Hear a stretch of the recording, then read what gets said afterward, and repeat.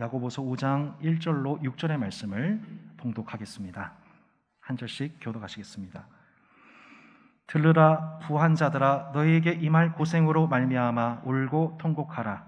너희 재물은 썩었고 너희 옷은 좀먹었으며 너희 금과 은은 녹이 슬었으니 이 녹이 너희에게 증거가 되며 불같이 너희 살을 먹으리라. 너희가 말세의 재물을 쌓았도다. 보라, 너희 밭에서 추수한 품꾼에게 주지 아니한 삭시 소리 지르며 그 추수한 자의 우는 소리가 만군의 주의 귀에 들렸느니라. 너희가 땅에서 사치하고 방종하여 살육의 날에 너희 마음을 살찌게 하였도다. 너희는 의인을 중자하고 죽였으나 그는 너희에게 대항하지 아니하였느니라. 아멘. 여러분 혹시 MBC 나 혼자 산다라는 프로그램 보십니까? 보신 분 손? 네. 네. 의외로 또 많이 보시는군요. 그 6개월 전인가 김광규 씨가 출연했었죠. 네, 김광규 씨가 출연해서 자기의 한 스토리를 얘기했습니다. 몇 년 전에 서울 남가자동의 한 아파트에 자기가 전세로 살고 있었는데 공인중개사께서 그 집을 좀 사라고 제안을 하셨나 봐요. 근데 언론에서 집값이 떨어질 것이라고 하는 보도를 보고선 결국 강남의 한 아파트 월세로 이사를 갔습니다. 그리고 김 씨가 살던 남가자동 아파트는 가수 육중환 씨가 신혼집으로 샀대요. 예. 그리고 시간이 지났습니다. 당시 6억 원이었던 남가자동 아파트가 13억 원으로 올랐습니다. 아무도 안 놀라시는군요. 예, 별로 안 뛰었네, 뭐 이런 얼굴이에요. 예. 당시 김광규 씨가 자신의 그 심정, 자기가 그 집을 사지 않아서 13억 원으로 뛴 아파트를 바라보면서 느끼는 자기의 심정을 뭐라고 표현했는지 혹시 기억하십니까? 벼락거지라고 했습니다. 대한민국의 부동산 광풍 속에서 많은 무주택자들이 벼락거지의 심정을 호소하고 있습니다. 엎친 데 덮친 격으로 2020년도 코로나 바이러스가 찾아왔죠. 2020년도에 발표된 여러 대한민국의 수치상 지난 20년 동안 전혀 볼 수 없었던 한 가지 수치가 우리에게 드러났습니다. 그게 뭐냐면 2020년도 한 해 동안 임금 노동자의 수가 11만 3천 명이 줄었습니다. 이게 대한민국 지난 20년 동안 없었던 수치였다고 합니다. 예. 무려 임금 노동자 11만 3천 명이 줄었대요. 반면에 시간제 노동자는 10만 명이 늘어났습니다. 이런 흐름 속에서도 현금의 흐름에 예민한 사업자나 주식 투자자 중에서는 1년 동안 벼락부자가 된 이들이 꽤 많이 등장합니다. 이러한 경제적인 편차는 교육에까지 영향을 미치죠. 공교육의 기능이 약화된 이 시점에 결국 가정 내의 형편에 따라서 자녀에 대한 교육 투자 편차가 나뉘어지고 학업 성취도가 곳곳에서 편차가 눈에 띄게 드러나는 안타까운 현상이 대한민국에서 발생하고 있다는 것입니다. 워싱턴 포스팅지에서 현재 코로나 시대는 역사상 가장 불평등한 불황이다, 역사상 가장 불평등한 불황이다라고 한 표현을 했습니다. 공감이 되시나요? 그런데 오늘 본문을 보면 당시 기준에서 봤었을 때 이것이야말로 역사상 가장 불평등한 상황이야 라고 하소연할 만한 사회의 단면을 야고보 사도가 얘기하고 있습니다. 야고보서 1장부터 5장에서 전체 야고보서 말씀 중에 유일하게 교회를 대상으로 한 말씀이 아니라 유일하게 사회를 대상으로 한 말씀이 오늘 고발되어지고 있습니다. 야고보 사도가 뭐라고 말씀하고 있습니까? 쉬운 성경으로 야고보서 5장 1절로 3절의 말씀을 한번 보시기 바랍니다. 제가 읽을게요. 부자들이여 잘 들으십시오. 여러분에게 고난이 닥칠 것이니 소리 높여 슬프게 우십시오. 여러분의 재물은 썩었고 여러분의 옷은 좀먹었습니다. 여러분의 금과 은은 녹이 슬었으며 그 녹이 여러분의 잘못에 대한 증거가 되고 있습니다. 그것이 불같이 여러분의 몸을 갉아먹을 것입니다. 여러분은 세상 마지막 때에 재물을 쌓고 있습니다. 야고보 사도가 당시 사회의 여러 부자들에 대하여 현재 그들이 누리고 있는 형통이 형통이 아니라 장차 임할 고난이다 라고 그들에게 예언을 하고 있습니다. 그러니 소리 높여 슬프게 울라고 그들에게 회개를 촉구하고 있습니다. 이 메시지는 야고보서 4장 9절에서 야고보 사도가 교회를 향하여 했던 말씀과 연관이 있습니다. 슬퍼하며 애통하며 울지어다. 너의 웃음을 애통으로 너의 즐거움을 근심으로 바꿀지어다. 야고보 사도는 연신 우리에게 무엇을 회개하라고 외쳤습니까? 우리 안에 있는 두 마음을 회개하라. 신자 안에 나뉘어져 있는 그 마음을 회개하라. 특별히 교회 내 두 마음은 무엇입니까? 자신의 부유함을 자랑하는 부자 성도나 혹은 그 모습을 부러워하는 가난한 성도나 결국 부한 자나 가난한 자나 하나님 앞에서 두 마음을 가지고 있으니 야고보 사도가 그 두 마음, 나뉜 마음을 회개하라. 오직 한 마음, 오직 믿음으로 하나님께 기도하라. 그 두 마음을 회개하고 울며 회개하라. 이렇게 촉구했던 것입니다. 그런데 야고보 사도가 교회 내에 이 세속화 문제를 회개하라고 권유함과 동시에 야고보는 오늘 세상의 부한 자들, 세상에 유명하고 힘 있는 자들에 대해서 또한 동일한 회개를 촉구하고 있는 것을 보게 됩니다. 여러분에게 고난이 임할 것입니다. 그러니 소리 높여 슬프게 우십시오. 당시 사회에 기득권층에 해당되는 이들에게 야고보 사도가 이들에게까지 회개를 촉구하고 있는 이유가 무엇입니까? 그들이 지금 말세에 재물을 땅에 쌓고 있었기 때문입니다. 이 말씀은 예수님의 산상수훈 말씀을 기억나게 하죠. 예수님 말씀하십니다. 너희를 위하여 세상의 재물을 쌓아두지 마라. 땅에서는 좀이 먹거나 녹슬어 못 쓰게 되고 도둑이 와서 훔쳐갈 것이다. 그러므로 너희의 재물을 하늘에 쌓아두어라. 하늘에서는 좀이 먹거나 녹슬지 않으며 도둑이 들어와 훔쳐가지도 못할 것이다.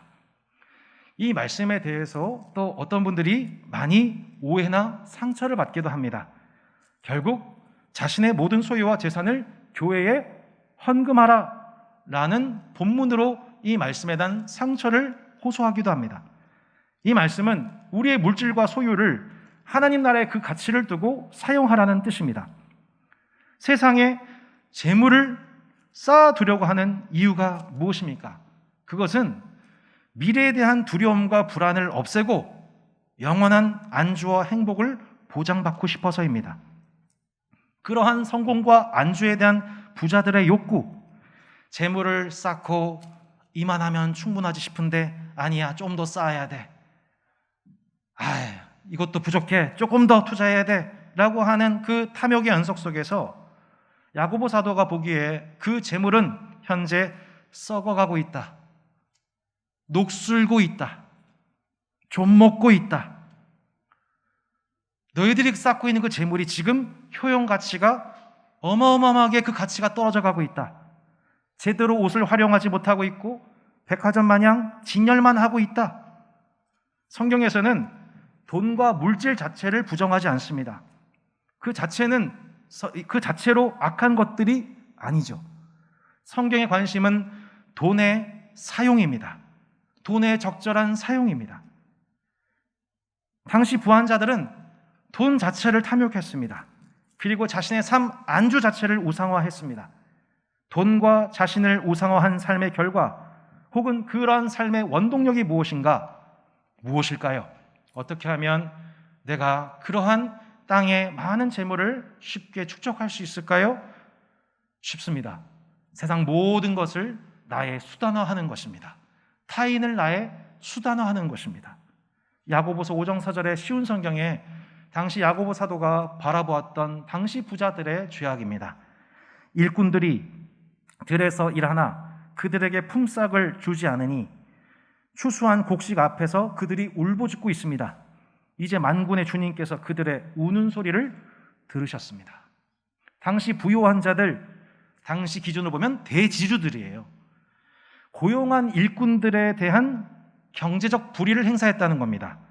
자, 한참 일을 시키고선 그 날의 품삯, 곧 임금을 반복하여 지불하지 않은 것입니다.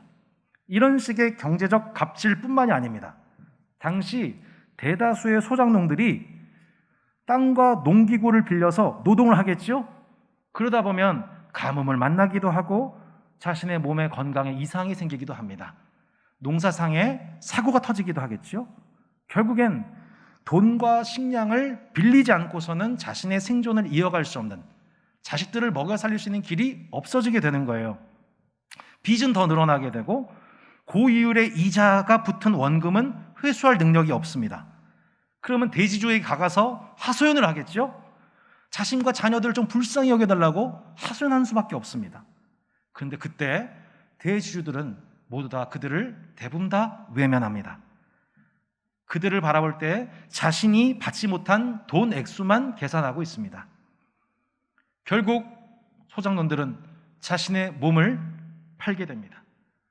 자기 자녀를 팔게 됩니다. 그렇게 소작농들이 벼락 노예가 되고 맙니다.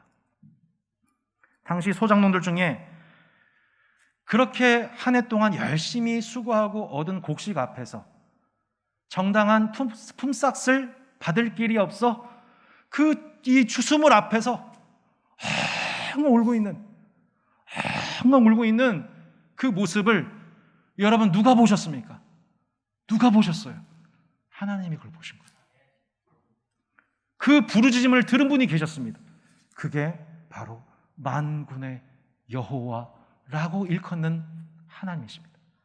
지난 목요일 저녁에 제가 저녁에 식사를 하던 중에 전에 섬기던 교회에서 제자 훈련했던 한 형제가 오랜만에 연락을 받았어요. 오랜만에 연락을 받을 땐 참 긴장이 되는 순간이에요. 정말 기쁜 소식 아니면 정말 힘든 소식이죠. 이 친구가 울기 시작하는 거예요. 목사님, 제가 직장 내에서 너무 억울한 일을 당했어요. 전 죄가 없는데 내일 징계위원회에 끌려가게 됐어요. 자칫하면 제가 직장을 잃을 위기에 처했어요. 목사님 기도해 주세요. 어떤 결과가 나와도 하나님을 신뢰할 수 있도록. 곳곳에서 비합리적인 회사 근무 문화 때문에 스트레스를 받아서 위염과 장염을 달고 다니는 청년을 알고 있습니다. 육아와 업무를 병행하면서 탈진하는 엄마들의 이야기를 듣습니다. 체력의 방전, 건강상의 문제, 정신적 한계에 부딪혀서 결국 퇴사를 결심하게 되는 경우까지. 근데 요즘은 더 힘들어서 이러한 노동과 사회적 기회 자체를 제공받지 못하고 머물러 있어야 하는 대한민국의 2030 청년들이 너무나도 많은 실정입니다.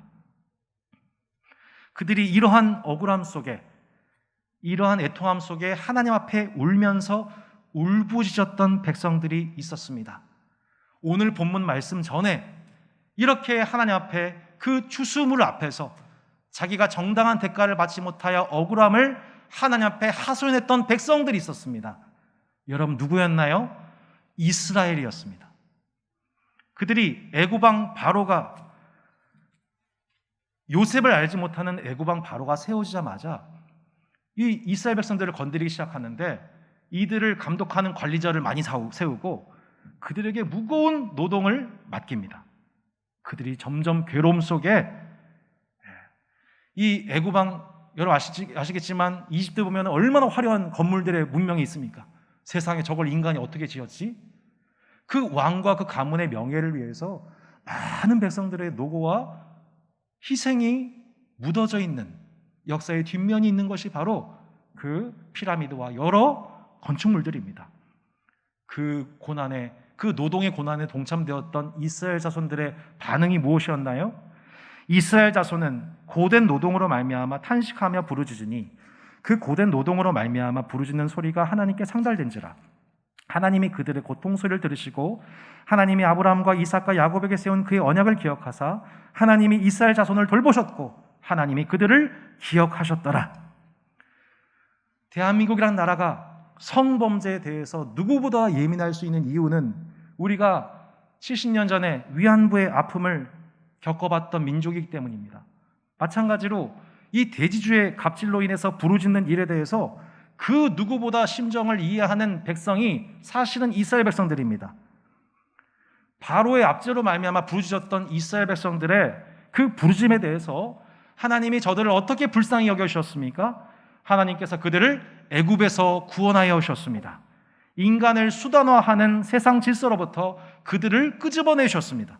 그리고 인간을 수단화하는 세계가 아닌 인간을 존엄체로서 존중하는 세계, 경제적 정의와 배려가 충만한 하나님의 나라를 그들에게 율법을 통하여 가르치셨습니다. 레위기와 신명기를 보면 이 경제 정의에 관한 분명한 하나님 말씀이 나옵니다. 같이 한번 읽어볼까요? 시작. 너는 내 이웃을 억압하지 말며 착취하지 말며 품꾼의 삭슬 아침까지 밤새도록 내게 두지 말며. 두 번째 말씀 읽겠습니다.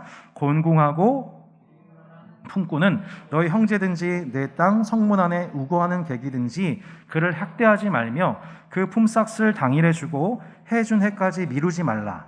이는 그가 가난함으로 그 품삯을 간절히 바람이라. 그가 너를 여호와께 호소하지 않게 하라. 그렇지 않으면 그것이 내게 죄가 될 것입니다. 하루 돈 벌어 그 돈으로 자신을 기다리고 있는 가족, 자녀들을 먹이고 섬길 수 있는 보람, 그 의미로 살아가는 소작농들, 그 소작농들의 노동에 대한 대가로서 마땅히 지급해야 하는 품삯은 그들의 생명입니다. 그들의 행복입니다. 하나님께서 그들에게 일용할 양식을 베풀어 주시는 통로입니다.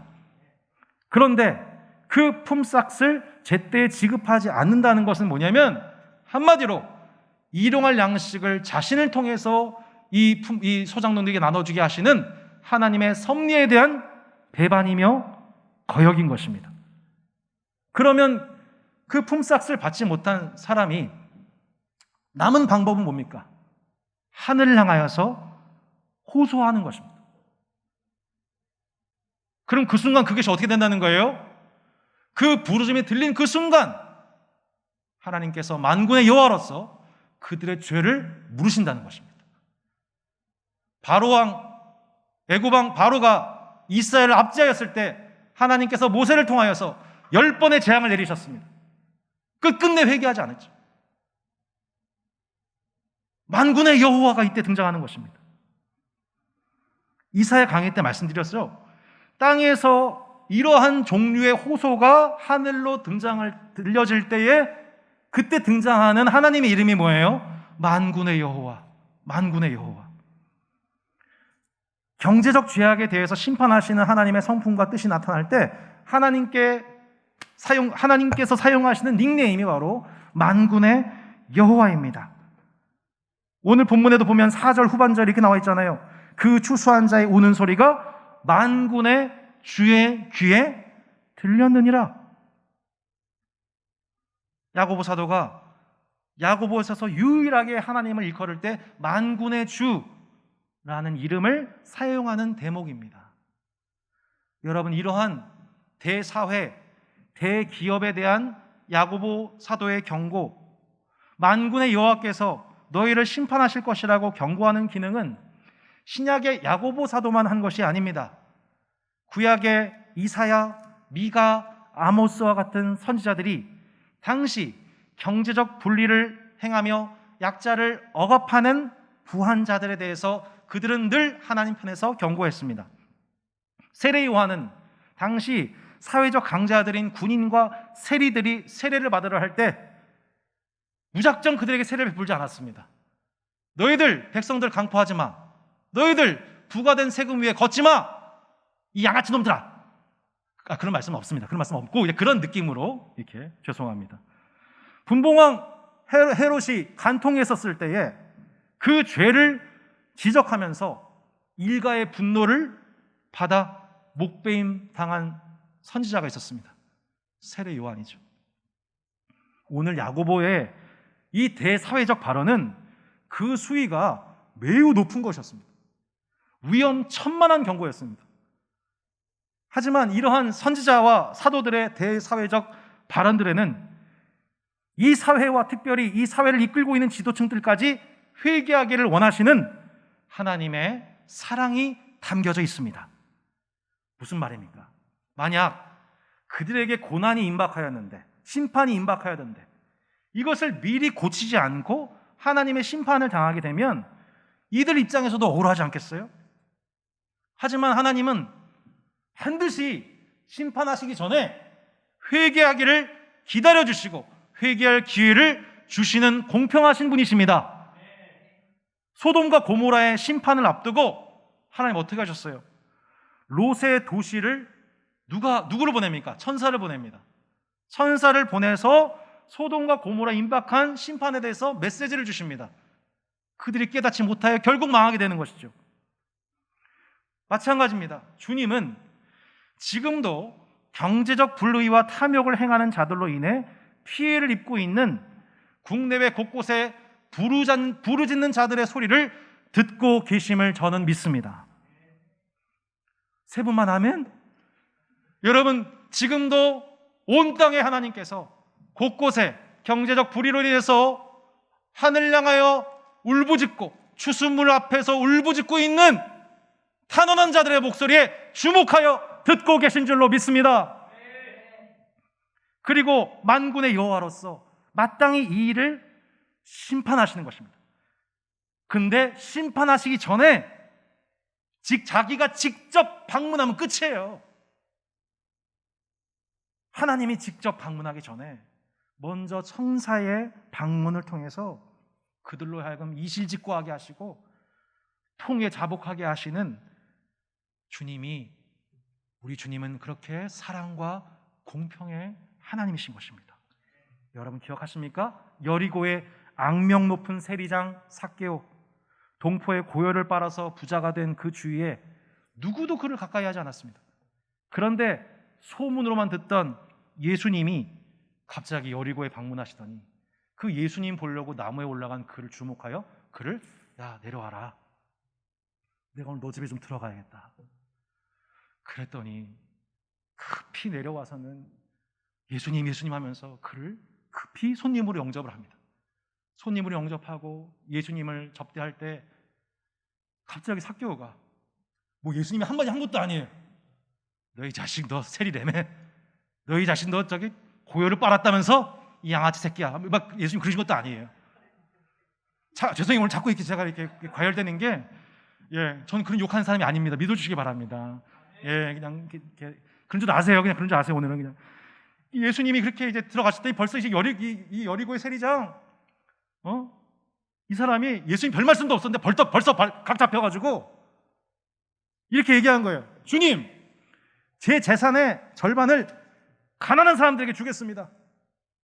그리고 제가 남의 것을 속여 얻은 것이 있으면 4배로 갚겠습니다. 전 성경에서 가장 은혜 받는 성경 구절입니다. 로마 정부가 부과한 세금 외에 얼마나 많은 혈세를 동포들에게 뜯어냈는지 이 양아치 삭개오가, 여러분 삭개오가 얼마 뜯어냈을 것 같아요? 여러분, 이게 성경에 안 나옵니다. 여러분, 삭개오가 얼마나 많은 동포들에게 얼마나 많은 돈을 뜯어냈을까요? 예를 들어서 제가 봤을 때 한 100억 정도는 뜯어냈을 것 같아요. 오늘날 기준으로 100억 정도? 성경적 근거는 없습니다. 100억 정도를 부자예요. 그러면 그 100억 중에 어떻게 하겠다는 거예요? 50억을 사회에 환원하겠습니다. 그것뿐만이 아니고 제가 속여 빼앗은 것의 4배를 갚겠습니다. 여러분, 율법 규정상 남에게 토색한 것은 원금의 5분의 1 이자를 붙여서 갚게 되어 있습니다. 그런데 삭개오는 5분의 1을 갚는 게 아니라 4배를 갚겠다, 20배의 값지불을 하겠다, 그렇게 과태료를 스스로에게 물었습니다. 이러한 삭개오의 통렬한 죄 고백을 받으신 예수님이 뭐라고 말씀하셨습니까? 오늘 이 집에 구원이 찾아왔다. 이 사람도 아브라함의 자손이다. 인자는 잃어버린 사람을 찾아 구원하러 왔다. 삭개오에게 구원이 임한 거예요. 예수님 뭐라고 말씀하세요? 야, 진짜 너 아브라함 자손 맞구나. 나 너 같은 사람, 잃어버린 사람 찾으러 온 거 맞아. 여러분, 우리가 정말 하나님 앞에 회개하고 용서받은 죄인인지, 아니면 죄사함 받았다고 스스로 믿고 있는 착각한 신자인지, 그 사람의 입술과 말로는 판가름이 잘 되지 않습니다. 본 회퍼 목사님께서 이렇게 말씀하셨습니다. 그 사람이 정말 하나님 앞에 회개한 죄인인지 아닌지는 말이 아니라 돈 지갑을 회개했는지 안 했는지를 보면 알 수가 있다. 자신이 그리스도인이다 이렇게 자랑하는 이들 중에 저는 꽤 많은 악인들이 뒤섞여 있을 것이라고 생각합니다. 진짜 그리스도인은 굳이 그것을 그렇게 강조할 필요가 없습니다.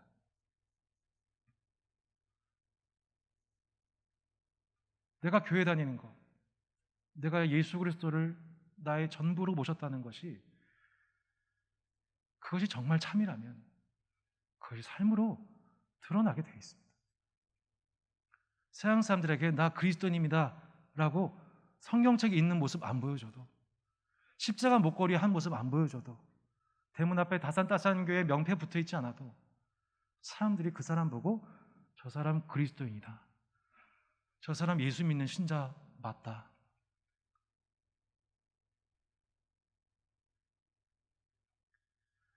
우리가 그리스도인이라고 일컬음 받은 것이지 우리가 우리 스스로를 그리스도인이라고 정의한 적이 없어요.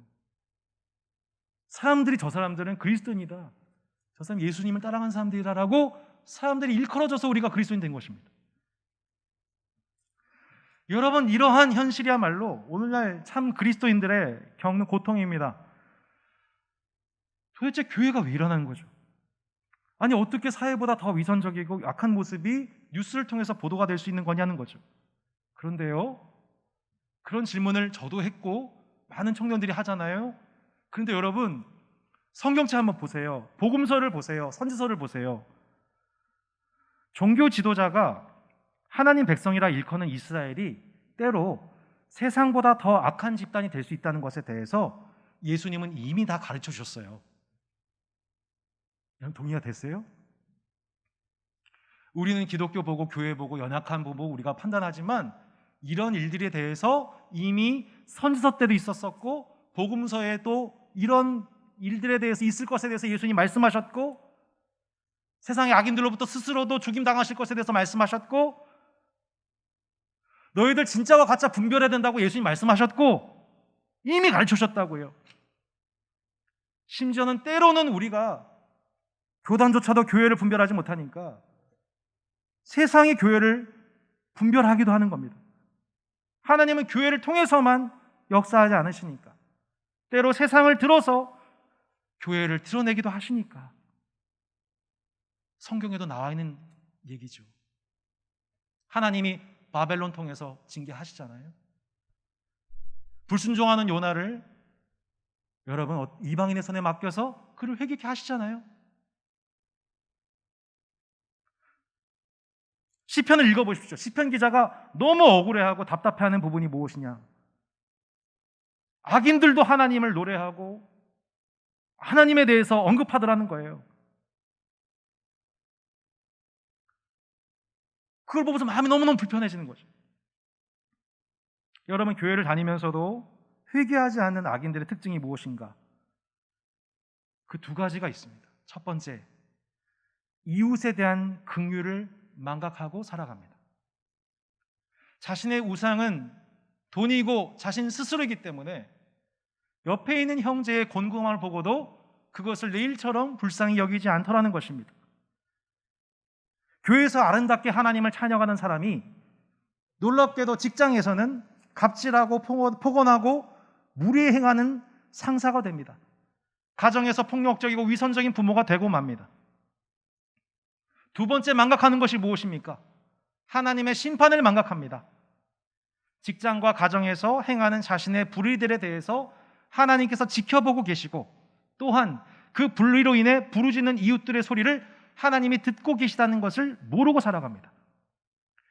나 자신을 용서해 주셨다고 하는 죄 사함 복음만 믿고서 실제로는 일상 속에서 이웃에 대한 긍휼 없이, 하나님의 심판에 대한 두려움 없이 자기가 편하게 이해하고 믿고 싶은 복음의 일부분만 취하여 살아가는 것입니다. 지금 코로나 시대도 마찬가지입니다. 지금도 많은 이들이 이 말세에 자신의 재물을 땅에 쌓는 일을 반복하고 있습니다. 지금도 하나님 앞에서 두 부류의 사람들로 우리는 나뉘어지고 있습니다. 내 이웃과 형제의 형편을 보고 긍휼히 여겨 이 겨울을 이겨낼 수 있도록 이겨내는 일에 내 재물과 시간과 물질을 나누는 자들, 하늘의 재물을 쌓는 자들이 있습니다. 임대료를 낼 수 없는 자영업자들의 상황을 배려하면서 착한 임대료 운동을 지속하는 전국 곳곳에 선한 기업인들이 정말 많습니다. 벼락거짓 심정을 호소하는 세입자들을 동감하고 배려하는 집주인들이 있습니다. 이와 반면 지금도 필요 이상의 부동산을 매입하고 땅값을 집단적으로 조정하고 폭리와 차익을 얻은 일에 혈안된 이들도 있습니다. 부동산에 관한 고급 정보들을 취급 공유해서 이익을 누리는 정치인들이 있습니다. 잘못된 지식과 기사들을 의도적으로 흘려보내는 국민들의 한쪽 눈을 가리는 기자들이 있습니다. 감히 하나님 말씀을 의지하여서 선포합니다. 여러분은 하나님의 심판이 임박한 자들입니다. 슬피 우십시오. 회개하십시오.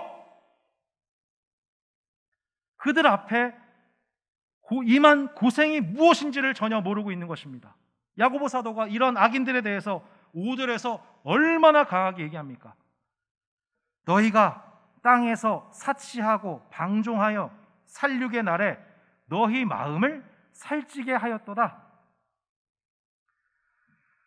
한마디로 무슨 말이에요? 너희들은 지금 말이야 살육을 앞두고 사료를 먹는 돼지들과 같아. 여러분, 돼지들이 왜 계속 살이 찝니까? 왜 계속 먹이가 제공됩니까? 결국에는 살육당하고 팔려지기 위함입니다. 야고보 사도가 이렇게 세게 얘기합니다. 그들의 부함과 그들의 배부름은 마치 돼지를 사육하고 난 후 사육하기 위함이다 라고까지 야고보 사도는 감히 대사회를 향하여서 직언을 퍼부은 것입니다. 여러분, 이렇게까지 야고보 사도가 하나님 말씀 대언하는데 전 여러분에게 정말 묻고 싶습니다. 여러분, 그러한 방식으로 부해지고 배부른 사람들이 여러분 부러우십니까? 여러분 어떠세요? 그런 사람들 부러우세요? 두 분만 아니요? 여러분 정말 부러우세요? 지금 좀 있으면 살육당하는데, 좀 있으면 팔려나가는데 그 돼지가 살을 찌고 있고 막 먹고 있는 거, 재산 증식하고 있는 거, 여러분 부러우세요? 아니죠. 이웃에 대한 긍휼도 진실도 정의도 없이 자신의 뱃속과 미래를 챙기는 악한 자들의 삶, 성도들이 그것을 부러워할 수 있겠습니까? 근데 놀랍게도요, 지금 많은 성도들이 이 코로나 가운데에서 벼락 부자가 된 사람들에 대해서 많이 동경하게 됩니다. 심지어 이것은 우리만의 고백이 아니에요. 시편 기자가 이런 고백을 했습니다. 나는 거의 넘어질 뻔하였고 나의 걸음이 미끄러질 뻔하였으니 이는 내가 악인의 형통함을 보고 오만한 자를 질투하였음이로다.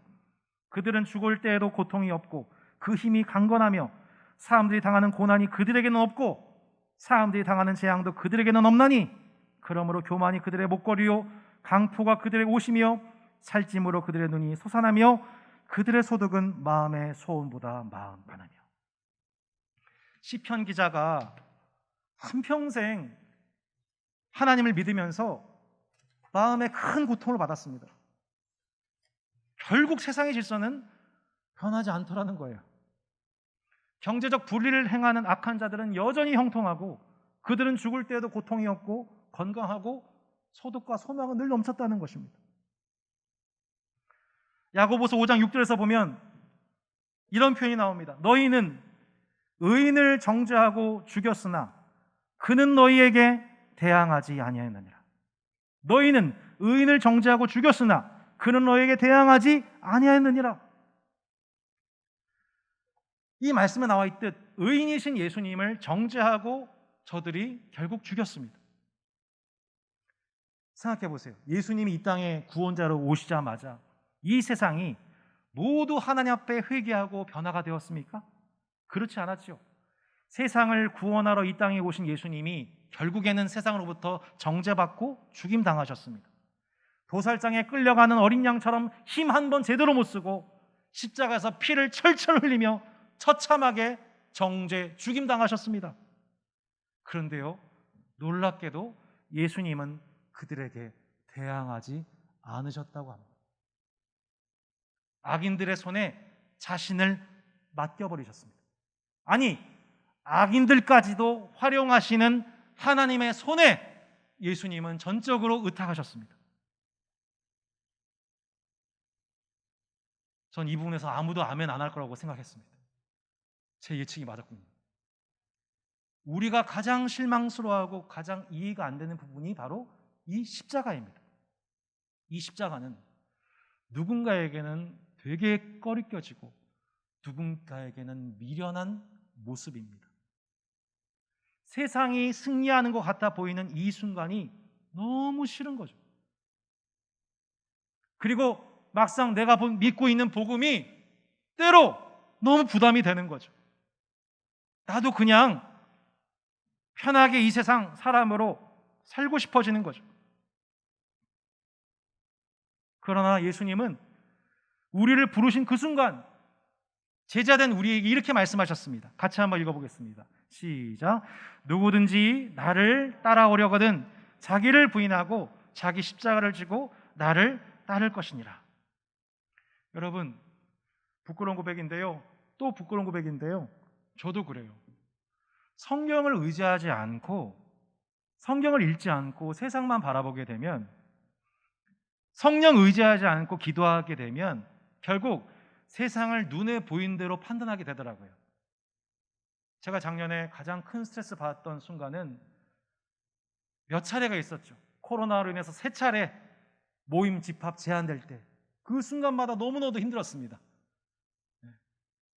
정말 작은 교회 목사로서 그 순간마다 교회가 끝난 것처럼 느껴진 스트레스를 받았어요. 두 번째, 다산 신도시 집값 오르는 거 보고서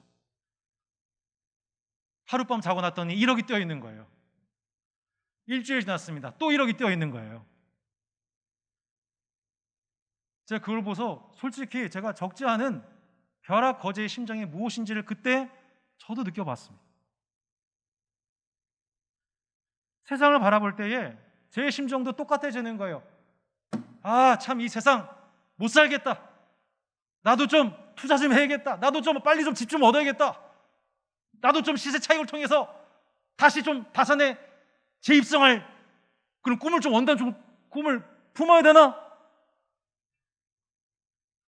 제가 그런 생각까지 갔어요. 내가 좀 남양주 요즘 핫하다고 하니까 딴 데 가가지고 또 이게 시세 차익 얻어가지고 내가 다시 다산 들어오면 어떨까? 뭐 그런 생각까지 해서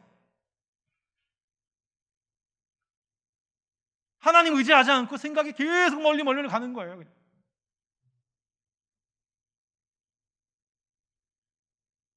너무 스트레스가 돼서 밤에 잠이 안 오는 거예요. 세상을 계속 바라보던 시편 기자도 똑같은 심정이었을 것 같아요. 시편 기자가 오죽하면 이런 심정을 고백하겠습니까? 내가 어쩌면 이를 알까 하여 생각한즉 그것이 내게 심한 고통이 되었더니 하나님의 성소에 들어갈 때야 그들의 종말을 내가 깨달았나이다. 세상을 바라보며 경험하는 심한 고통, 이 고통은 이 땅의 질서 속에서는 결코 위로받지 못합니다. 그 고통은 결코 사그라들지 않습니다. 하나님의 성소에 들어가서요, 하나님의 성소에 들어갈 때에야 그들의 무엇을 깨달았다고요? 종말을 내가 깨달았나이다.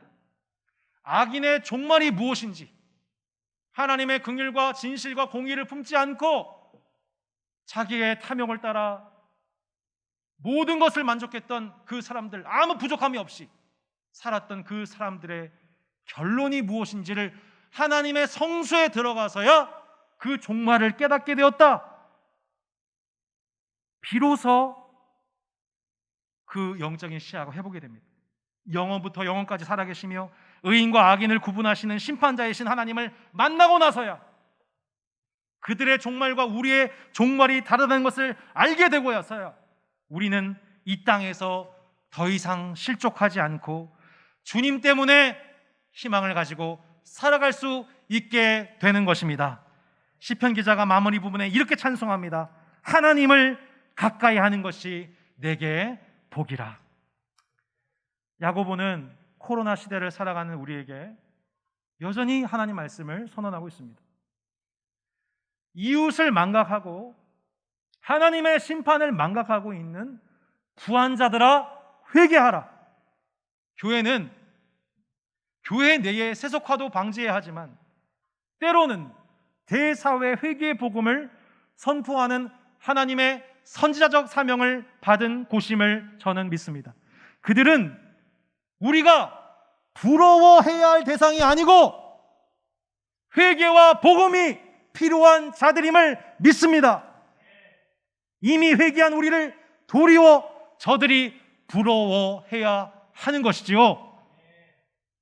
사랑하는 성도 여러분, 이번 한 주도 이미 이 복음을 가진 자로서 그 자부심을 가지고 이 복음을 떳떳하게 자랑하는 저와 여러분 되시기를 바랍니다. 여러분, 성수에 들어갈 때야 우리가 그냥 일상생활에서 추수물 앞두고 그 추수물 앞에서 엉엉 울기만 하는 것이 아니라 하나님의 성수에 들어가야만 합니다. 그 성수에 들어갈 때야 그들의 종말이 무엇인지를 알게 되고, 그리하여 무엇을 알게 되는가? 그렇구나. 지금 억울한 게 낫다. 지금 울부짖는 편이 낫다. 지금 애통하는 것이 낫다. 지금 좀 불공평해 보이는 처사받는 게 낫다, 차라리. 라고 지금 회개하는 것. 그래서 의인의 그 수많은 아픔과 탄식과 의문과 고민과 눈물과 고통 속에 성소에 들어가 하나님을 가까이 하는 자, 성소에 나아가 하나님을 만나는 자가 여러분 이 세상에서 가장 존귀한 사람인 것입니다. 여러분 그러한 존귀하고 복 있는 성도 되시기를 축복합니다. 저와 여러분 고등법원에서 하등법원에서 승리해봤자 아무 소용없습니다. 최종 대법원 판결에서 승리하는 의인이 되시기를 축원합니다. 여러분에게 합당한 의와 위로와 보상이 있을 것입니다. 창세기 이래로 아벨의 피에서 시작된 모든 의인들의 억울한 자들의 부르짖음과 송사는 만군의 주 여호와로 말미암아 완벽하게 송사가 회복되고 영광의 의의 찬송을 하나님께 높이 올려드리는 날이 저와 여러분에게 확실하게 예수 그리스도 안에서 그 복음이 우리의 것이 되었음을 믿습니다. 그 언약이 우리에게 주어졌음을 믿습니다. 여러분의 물질과 재정과 시간과 은사를 여러분 그 나라와 그 의를 위하여서 마음껏 즐겁게 여러분 하늘을 위하여 하늘에 쌓으시기를 바랍니다. 함께 기도하기 원합니다.